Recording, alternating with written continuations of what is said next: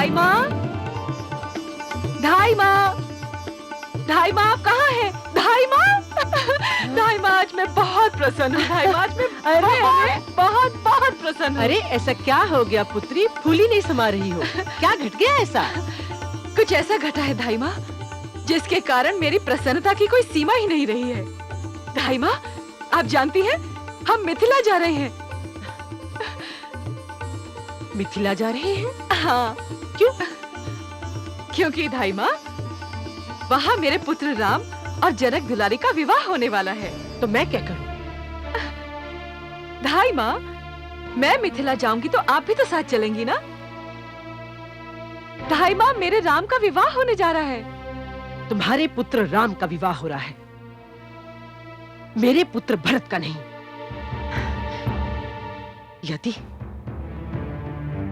यदि मेरे भरत का विवाह होता तो मैं नाचती गाती हुई जाती। राम के विवाह से मेरा क्या लेना देना? ढाई माँ, क्योंकि आज मैं बहुत प्रसन्न हूँ, इसलिए आपकी अशिष्टता को क्षमा कर रही हूँ। आप नहीं जाना चाहती हैं तो मत जाइए, मैं अवश्य जाऊंगी। आपके भाग्य में तो राम का विवाह देखना ही नहीं लिखा है, तो मैं क्या कर सकती हूँ?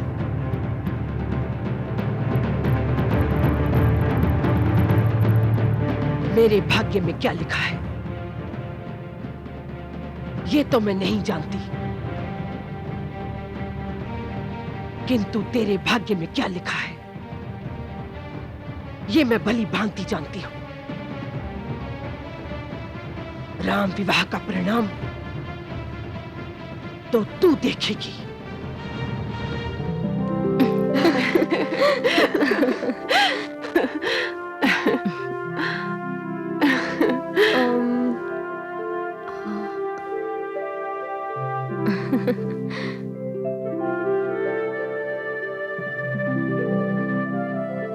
लो, ऋषिवर तो यहाँ है ही नहीं।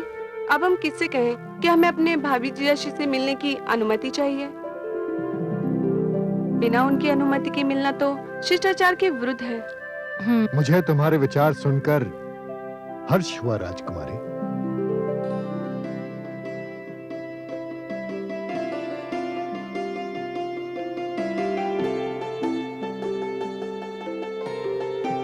आयुष्मती भव। किंतु तुम राम से क्यों मिलना चाहती हो? हम उन्हें अपनी बहन के विषय में बताना चाहते हैं गुरुदेव। राजकुमारी सीता के विषय में? जी ऋषिवर, हमारी बहन बहुत उदार स्वभाव की है। दीदी से बिछड़ने का समय निकट आ रहा है। हम श्री राम से मिलकर उनसे दीदी के विषय में बात करना चाह रही थी। दीदी स्वयं अपने विषय में किसी को कुछ नहीं बताती। तब तो तुम्हारी दीदी को भाग्य एक आदर्श पति प्रदान करने जा रहा है, क्योंकि राम में एक विशेष गुण है, वो बिना कहे ही सबके मन की बात जान लेता है। परंतु एक बात हम आपसे भी जानना चाहते हैं गुरुदेव। अवश्य। कन्या ही को अपना परिवार क्यों छोड़ना पड़ता है? इसलिए कि कन्या अपने साथ एक वंश लेकर जाती है, पति पक्ष को वंश प्रदान करती है, एक नव संसार बसाती है कन्या।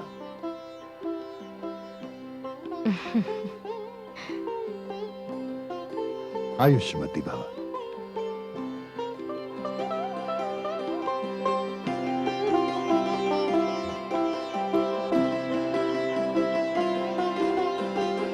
जनक की सारी पुत्रियां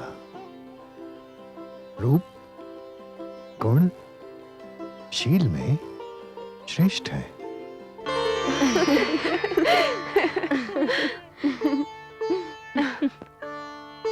जी, आप लोग? हम उनसे भेंट करने आए हैं जिन्होंने कुछ तोड़कर कुछ जोड़ लिया है। आपकी बात मेरी समझ में नहीं आई राजकुमारी। आश्चर्य है, इतनी साधारण सी बात आपकी समझ में नहीं आई राजकुमार? आपके भ्राताश्री ने शिव धनुष तोड़कर हमारी दीदी से नाता जोड़ लिया है। हम उन्हीं के दर्शन के लिए आई हैं। तब तो आप लोगों को रोकने का मेरा कोई अधिकार ही नहीं है। आप लोग भीतर जा सकते हैं। जाइए।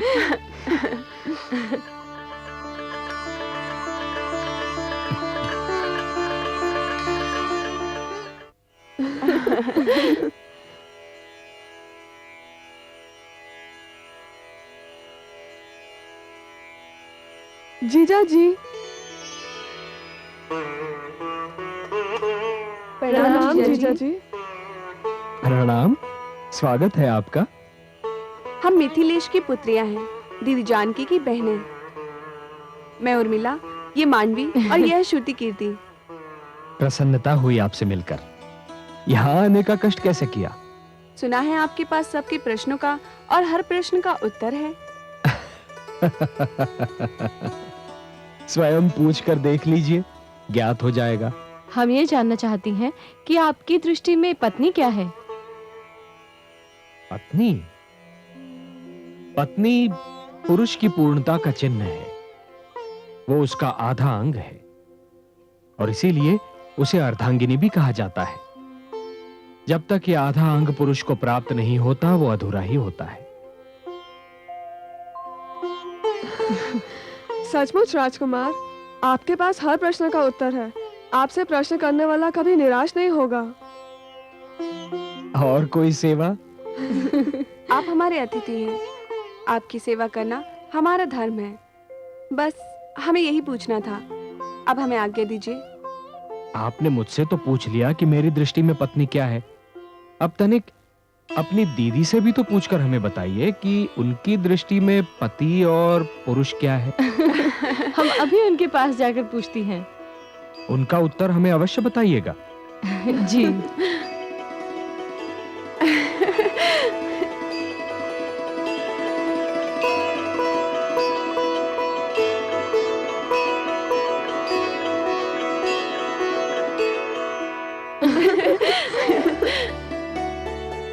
तुम्हें उनके पास इस तरह नहीं जाना चाहिए था। क्यों? हमारा उनका जीजा साली का मधुर संबंध है। हाँ, और इसी बहाने हमें ये भी पता चल गया कि श्री राम के हमारे दीदी के विषय में क्या विचार है। क्या विचार है? श्री राम के विचार है कि पत्नी पति को संपूर्ण करती है। वे स्वयं भी अपने आप को अभी तक अधूरा समझते हैं। आपको पाकर वह भी संपूर्ण हो जाएंगे। जीजा जी ये जानना चाहते हैं कि आपकी दृष्टि में पति का क्या स्थान है?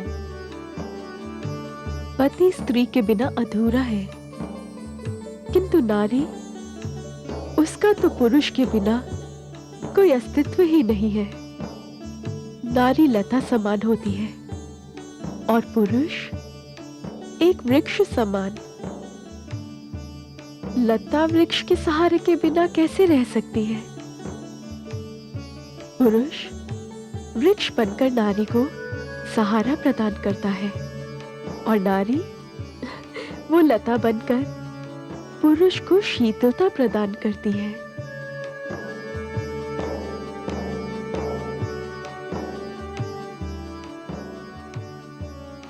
दीदी, ऐसा लगता है जैसे आप दोनों ने एक दूसरे के लिए ही जन्म लिया है। दोनों के विचारों में इतनी समानता है, क्या आश्चर्य होता है। समझ नहीं आ रहा है कि आप जैसी बहन से बिछड़कर हम कैसे रह पाएंगी। हाँ दीदी,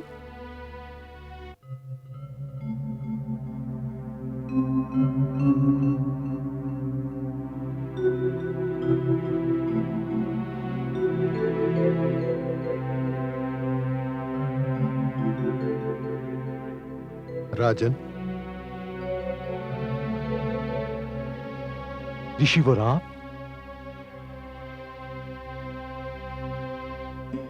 आयुष्मान भव। मुझे आदेश दिया होता ऋषि श्रेष्ठ। याचक बनकर आया हूं मिथिलेश। याचक, आज्ञा दीजिए ऋषिवर। यदि मैं आपके किसी काम आ सकूं तो धन्य हो जाऊंगा। राजन, मैं ये जानना चाहता हूं कि राजकुमारी सीता की भांति आपने अपनी शेष राजकुमारियों के लिए कोई संकल्प तो नहीं कर रखा? किंतु क्यों ऋषिवर? यदि नहीं किया है तो सुनिए। मेरे शिष्य राम की 3 परछाइयां हैं।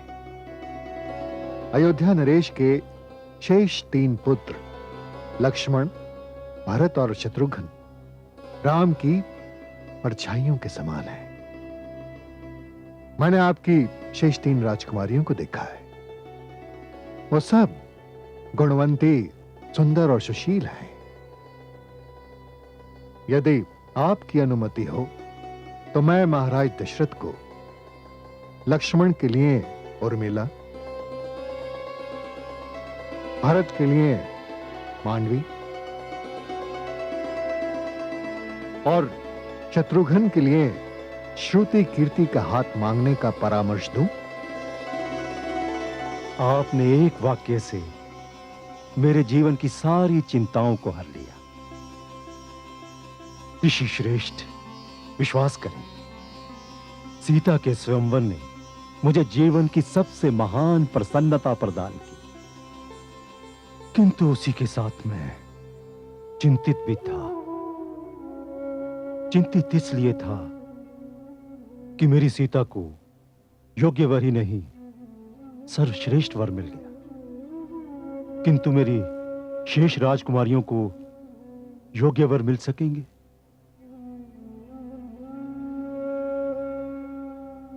मैं इसलिए भी चिंतित था कि ये चारों बहनें कभी एक दूसरे से अलग नहीं रहीं। सीता के चले जाने के उपरांत क्या ये अकेली रह पाएंगी? यदि अयोध्या नरेश ने आपका ये परामर्श स्वीकार कर लिया तो मैं पूर्णतः चिंता मुक्त हो जाऊंगा। महाराज की जय हो। महाराज, बारात आ चुकी है। अति उत्तम।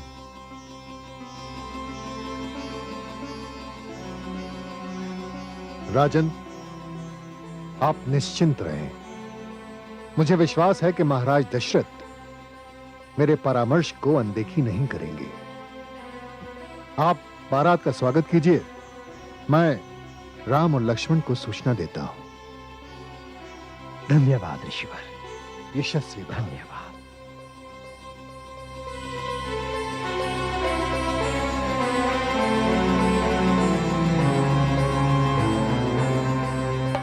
अयोध्या नरेश महाराज दशरथ की जय। अयोध्या नरेश महाराज दशरथ की जय। अयोध्या नरेश महाराज दशरथ की जय। अयोध्या नरेश महाराज दशरथ की जय। अयोध्या नरेश महाराज दशरथ की जय। अयोध्या नरेश महाराज दशरथ की जय। अयोध्या नरेश महाराज दशरथ की जय। अयोध्या नरेश महाराज दशरथ की जय। अयोध्या नरेश महाराज दशरथ की जय। अयोध्या नरेश महाराज दशरथ की जय।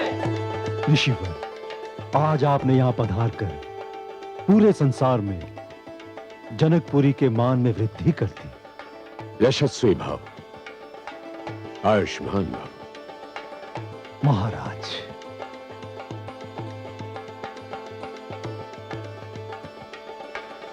आपके दर्शन करना तो यूं भी मेरे लिए सौभाग्य था, किंतु आज की भेंट अनोखी है। पहली ही भेंट में हम संबंधी बनने जा रहे हैं।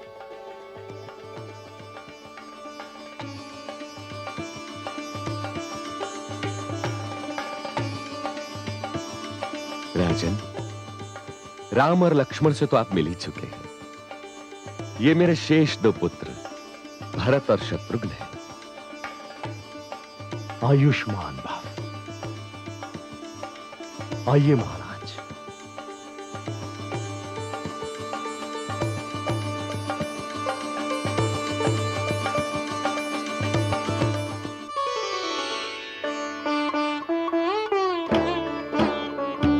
यशस्वी भव।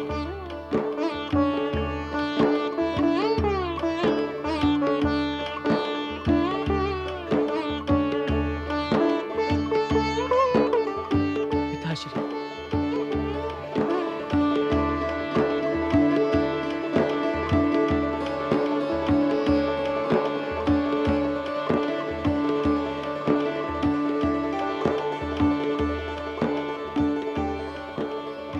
आयुष्मान भव। आपका धन्यवाद मैं किन शब्दों में प्रकट करूं। आपने मेरे पुत्रों के साथ पुत्रवधू भी मुझे दी। राजन, मैं आपको एक पुत्रवधू नहीं 4 पुत्रवधुएं दे रहा हूं। आपकी अनुमति के बिना मैंने मिथिलेश से आपके शेष 3 राजकुमारों के लिए उनकी 3 राजकुमारियां मांग ली हैं। आप उन्हें स्वीकार करेंगे? आप गुरु हैं, आपका अधिकार मुझसे बहुत अधिक है ब्रह्मर्षि। आपको मुझसे अनुमति लेने की क्या आवश्यकता है? आपने तो मुझे हर्ष के सागर में डुबो दिया है ब्रह्मर्षि। ये मेरा सौभाग्य है कि मैं एक पुत्रवधू लेने आया था और 4 पुत्रवधुएं लेकर जा रहा हूं ब्रह्मर्षि। महारानियां सुनेंगी तो उनके हर्ष का ठिकाना नहीं रहेगा। ऋषिवर, आपका बहुत बहुत धन्यवाद, बहुत बहुत धन्यवाद। तो फिर आप एक नहीं 4 विवाहों की व्यवस्था कीजिए।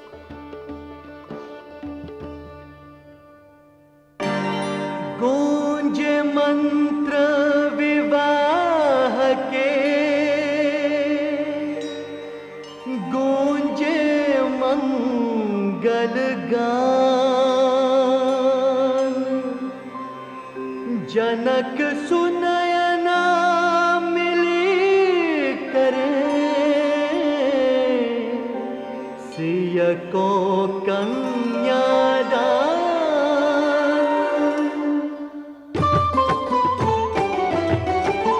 भावर डारत राम अरु सीता, धन धन कहत समाज पुनीता।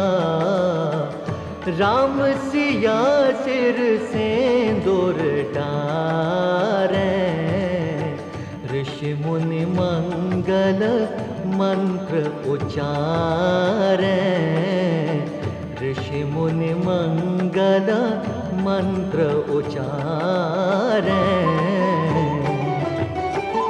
भय विधि राम सिया की जय से, विधि भय सकल कुंवर के तई से। जनक सुनयना धन न्योछारे, सखी समाज आरती उतारे, सखी समाज आरती उतारे।